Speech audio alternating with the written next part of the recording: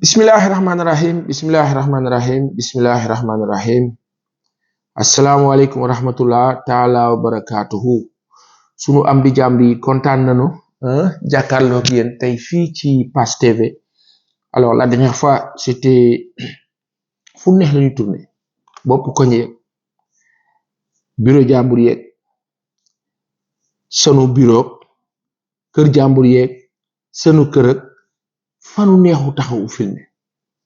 Là on est au bureau quand même Pass TV su ngeen ñëwee daa ngeen mu fekk fii inshallah. Alors le conseil des ministres a eu lieu ñun nag heure bii la ñuy door a am répit ginnaaw production yi ñu doon def ci journée bi pour mën a toog nag xool suñu conseil des ministres du mercredi 29 mai nan la tëddee duñ leen téye lu bari parce que kilifa yi nga xam ne yéen a ñuy seetaan yéen a ñu gën a xam ni ñu fi teg ak lu ñu fi tegul lu ñu fi wax lu ñu fi waxul te amu leen jot donc li noo def da leen kaa tënkal rek ci ba gaaw rek bu ngeen nu ko mayee n'est-ce pas kontaan nañu ñu ngeen nuyu sunu baay yeeg sunu yaay yeeg sunu maam yeeg sunu tante yi sunu am di jàmm yi sunu bokk yépp tey nag Mario Kempes nekku fi Marcelo Lippi newu fi Sylvain Castendeut moo fi nekk mooy filmé n'est-ce pas. Alors on va y aller rapidement dans le vif du sujet. C'est le conseil des ministres bi nga xam ne amoon na tey ci quand je dis tey là on est sur la ñu ngi ci guddi àllarba jëm alxamis et donc li des ci fajar gi daanaka bareetul. Alors on va vous le lire ce communiqué et peut-être détailler un peu en wolof. Le chef de l'État son excellence monsieur Bassirou Diomaye Diakhar Faye a présidé ce mercredi 29 mai 2024 la réunion hebdomadaire du Conseil des ministres au Palais de la République. Ça, c'est la présentation traditionnelle.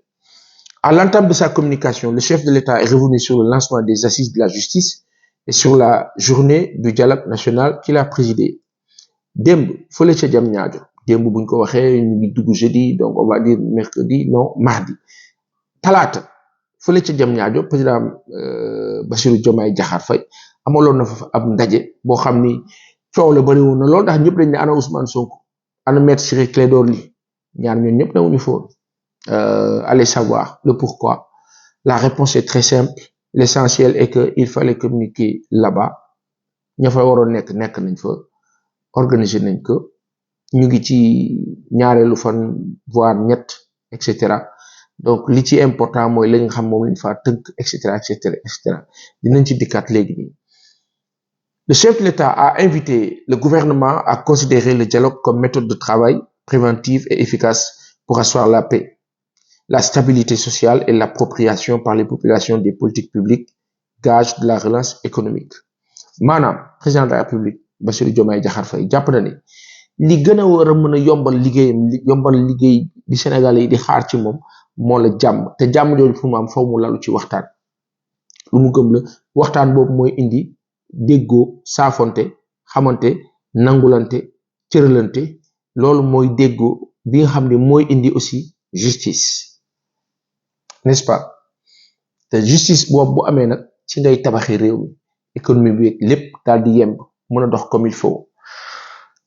Le président de la République Bassirou Diomaye Diakhar Faye il a réitéré à cet égard son engagement à œuvrer sans relâche pour un Sénégal juste et transparent, ancré dans ses valeurs séculaires et réconcilié avec ses institutions. Le président de la République a ainsi indiqué qu'il attache particulièrement du prix au respect de la souveraineté du peuple sénégalais qui passe par la promotion d'une justice de référence, exemplaire et irréprochable, exclusivement rendue au nom du peuple. Dès lors, il a demandé au gouvernement, notamment au ministre de la Justice, de veiller avec le facilitateur qu'il a désigné, les présidents des commissions et sous-commissions au bon déroulement des assises de la justice, dont les conclusions et recommandations feront l'objet d'un examen bienveillant et pragmatique, ainsi que d'un suivi approprié par le pouvoir exécutif. Président Bassirou Diomaye Diakhar Faye dafa tenir bu baax ci ndaje bi amoon fële ci Diamniadio wax na ne na kilifa yi xool ci wàllu organisateur wala organisation lépp luy présidence de commission wala sous-commission maanaam ñi nga xam ne ñooy seq waxtaan la ñu fay tënk ak la ñu fay waxtaane ak nañuy échanger ak fañ cay toll fañ ci dul toll moom woote na président de la République Bassirou Diomaye Diakhar Faye à ce que mu nekk ndaje boo xam ne nag mujjantal ba day ànd ak efficience ak pragmatisme maanaam nekk loo xam ni njëriñ kese laa jur et c'est important aussi quand bien même.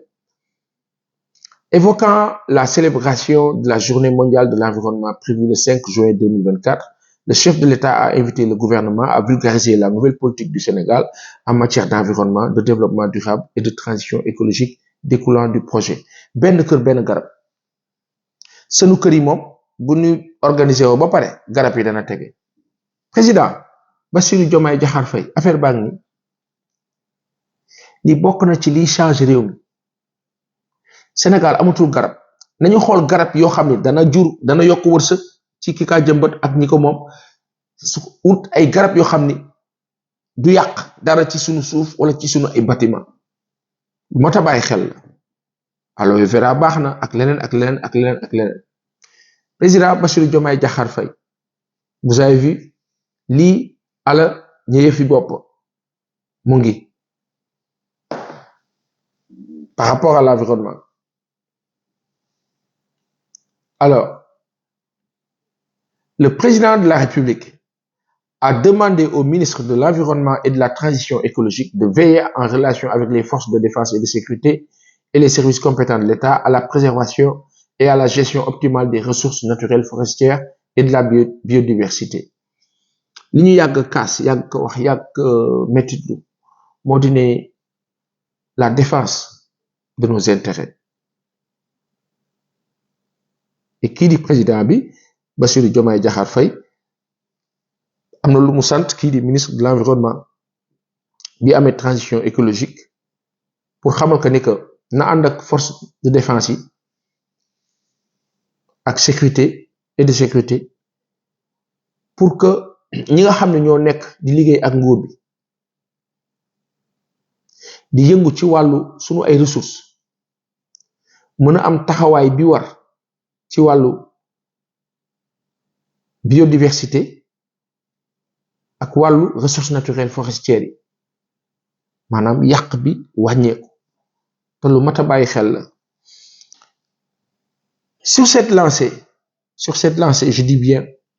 le chef de l'État a invité le ministre en charge de l'environnement à accorder une attention particulière à la gestion du parc national de Niokolo-Koba. La même priorité, a-t-il fait savoir, le président, doit être accordée à la modernisation de l'organisation et du fonctionnement de la direction des eaux et forêts,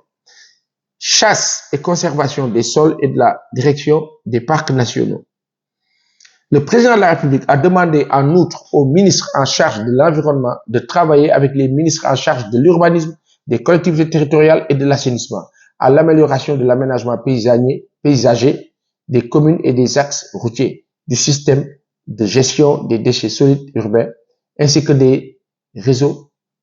d'assainissement.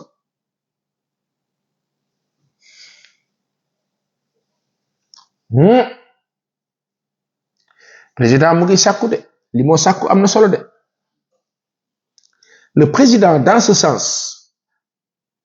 a invité le gouvernement à lancer une campagne d'information et de sensibilisation des populations sur l'éducation environnementale et la préservation de leur cadre de vie. C'est important.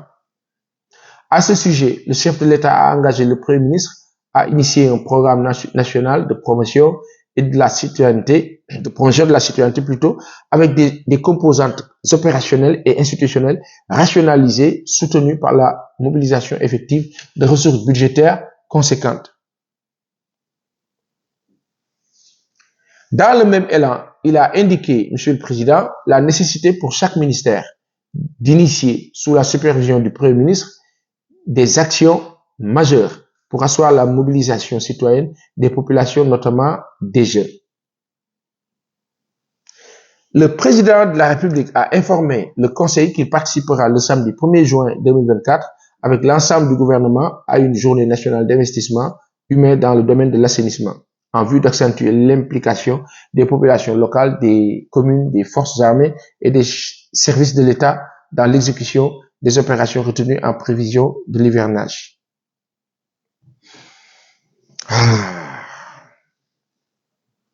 Enfin, le chef de l'État a prôné l'organisation régulière d'une journée nationale mensuelle de mobilisation de toutes les forces vives de la nation axée sur un thème spécifique et pilotée par le ministère compétent.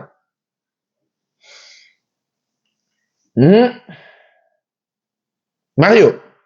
voilà Sylvain.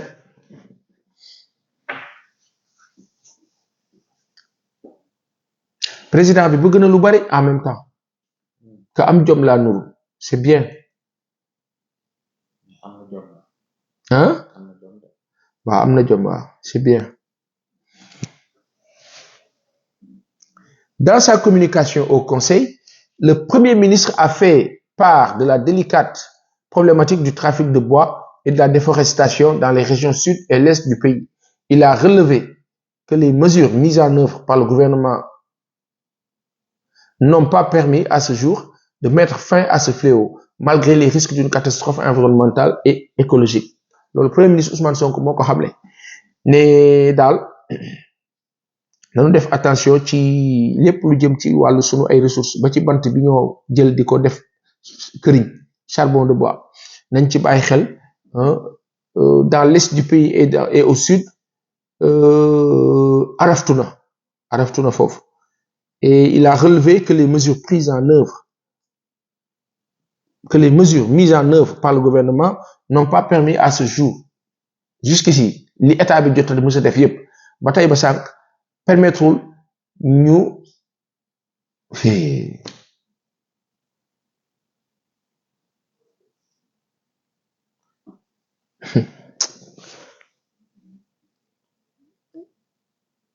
les risques d'une catastrophe environnementale et écologique.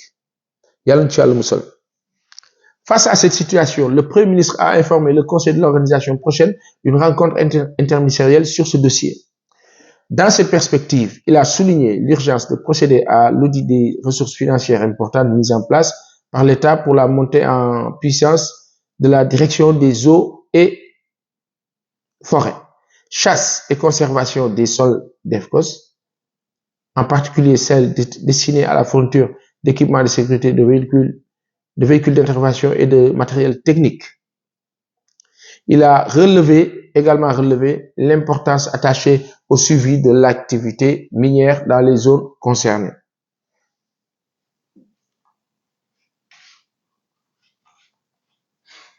Wow. réew mi dana dox par force inshallah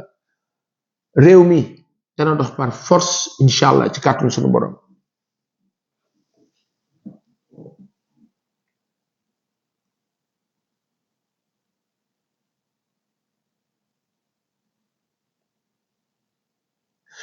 Le Premier ministre a également relevé l'importance attachée au suivi de l'activité minière dans les zones concernées. Le Premier ministre a par ailleurs rappelé au ministre l'impérieuse nécessité de veiller au strict respect des dispositions encadrant la circulation et des correspondances administratives. Problème am na de problème bu mag a mag am na waaye yàlla baax na Ousmane a ngi ci président Bassirou Diomaye Diakhar mu ngi ci premier ministre Ousmane Sonko mu ngi ci l'ensemble du gouvernement.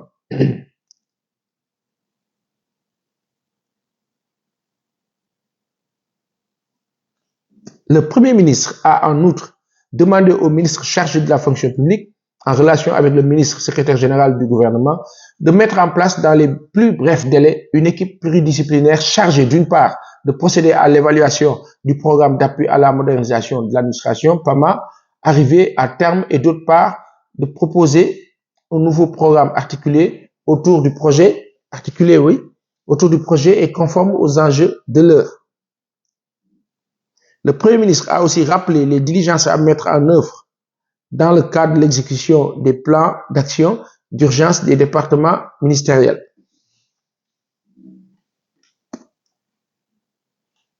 Là, nous sommes contenant de bataille.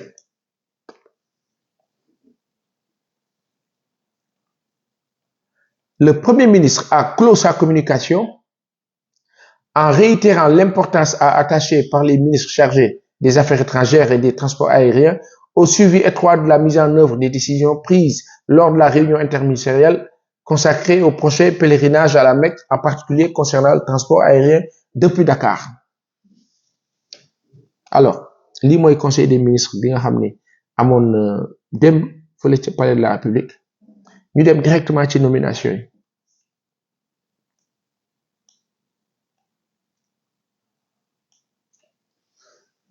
Au titre des communications des ministres laata ñuy egg ci loolu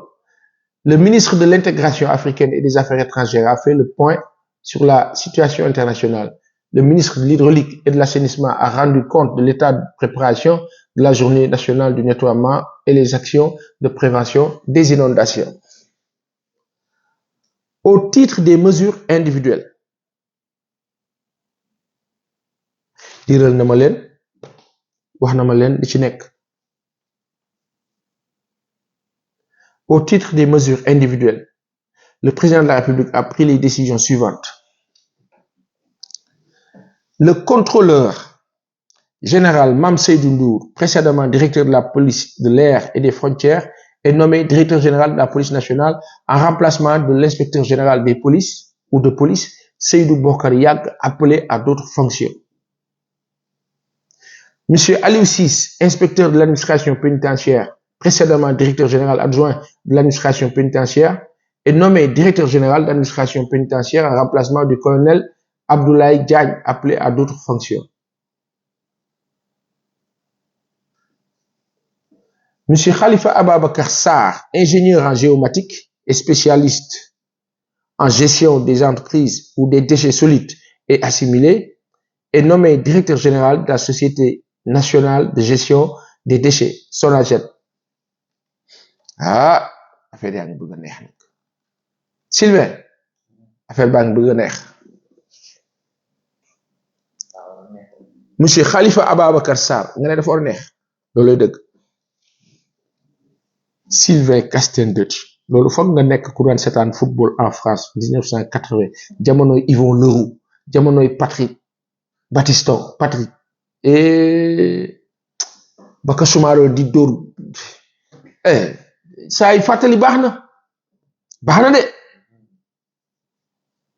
maa ngi ci nomination yi li ma gën a neex ci conseil des ministres bi mooy c'est comme si les gens tenaient compte de la réalité et certainement ça doit être ça kilifa bi sare maa ngi ko ci gërëm ba baax conseil des ministres bi compliqué wul guddul fàttu bu njëkk gars yi dañ daan toog 2 heures pour benn conseil des ministres 1 heure et quelques mais léegi c'est vite réglé parce que l'essentiel est ailleurs. Donc mu ngi nii monsieur Khalifa Ababakar Sarr, ingénieur en géomatique et spécialiste en gestion des déchets solides et assimilés, est nommé directeur général de la Société nationale de gestion des déchets, SONAGED, en remplacement de monsieur Abou Ba, appelé à d'autres fonctions. C'est signé le ministre de la formation professionnelle, porte-parole du gouvernement, Amadou Moustapha Ndiek Sarr. Voilà. Le président Bassirou Diomaye Diakhar Faye, comme tous les mercredis, rencontre son équipe gouvernementale, dont le premier ministre qui les coiffe. ñu defal ko compte rendu fidèle mu xool xam fi ñu toll xam fi ñu jëm booster daal di doxam kër gi daal di am nu mu demee lii mooy révolution moo tax laïcité bii ñuy génne ci rapport yéeme na xam ni ñu def duñ ko guddal de du xam fu ñu demee fu ñu waxee boo waxee laïcité sa xel am fu mu dem soo waxee administration sa xel am fu mu dem soo waxee pouvoir sa xel am fu mu dem pouvoir nag mooy ñëw teg laïcité jaxase fekk ñëpp ñu ngi ci jàmm amuñu benn jafe-jafe nekk ci dëgg tracé dëgg di dox ci dëgg di wormal dëgg di dundee dëgg di dundal dëgg ngir réew mi jëm ci kanam mën nañ ci wax loolook li ma def mooy bàyyi leen ngeen xool seen vidéo conseil des ministres bi certainement jot ngeen ko ci seen ay téléphone wala jot ngeen ko ci site yi wala jot ngeen ko fu ne waaye ñun am na benn façon boo xam ne moom ngeen kaa proposé ba simple boo xam ne dañuy wax ne que président bi kat ci li fi tënku lépp jël na mesures yi mu waroon jël am na ñoo xam ne ñu ngi woon falu démb ba démb conseil des ministres démb wàcc na leen ñu war a dem ci beneen station te ku ñu wàcc nag du gàcc demal doxi rek liggéey avancé ñeneen jël adduna bi noonu la tëddee réew mi noonu la war a tëddee ñu ngi leen dee sant di leen gërëm di ñaan yàlla wàcce xéewal barkeek yiw jàmm donkaasi gi jaboot ko barkeel ci sunu ay kër ñun ñëpp ñu fekketal dund ba sataadati tal ko barke Seydina Muhammad sallallahu alayhi wa sallam. Je vais pas partir sans vous dire que Pass TV yéen a ngi abonné ndànk-ndànk na gën a bar on veut 100 000 abonnés fii ak un mois incha allah